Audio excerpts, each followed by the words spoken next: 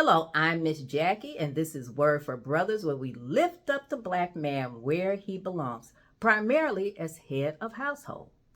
Ever wonder why some families stay mired in mess, wallowing in repeated bad decisions and their consequences? It's because of a constant infusion of fresh recruits, birthed or brought in to take up the mantle of madness.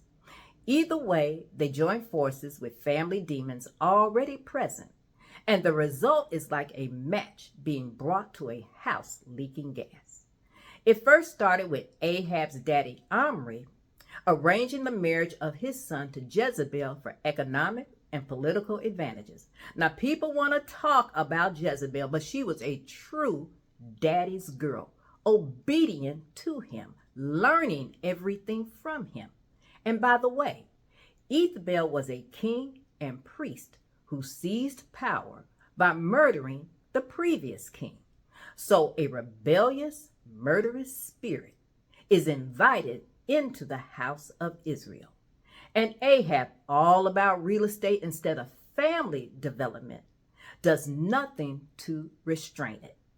Next, this murderous, rebellious spirit is then invited into the house of Judah by King Jehoshaphat.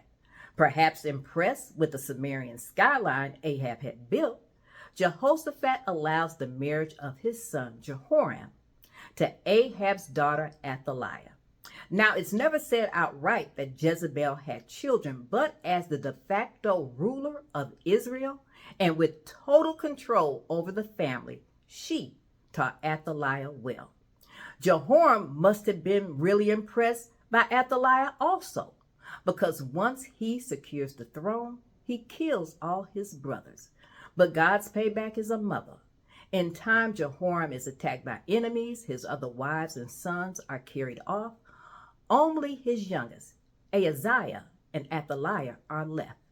He then dies of a painful disease. Athaliah, of course, dotes on Ahaziah. She trains him up in the way she should go, which leads to his death. Following her bad advice, this weak mama's boy gets caught up in judgment being executed on Ahab's family and is killed.